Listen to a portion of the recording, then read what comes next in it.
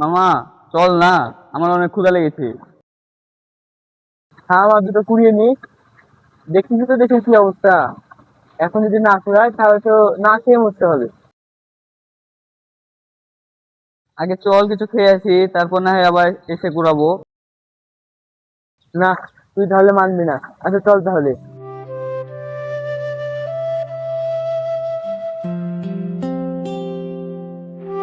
মামা, আজকে কিন্তু অনেক বোতল করেছি, তাই না? যা দেখবি, 100 টাকার 1 টাকা বেশি দিবে না। আরে, সমস্যা নাই, আমি আসিফ ভাইকে বুঝিয়ে বলবো না।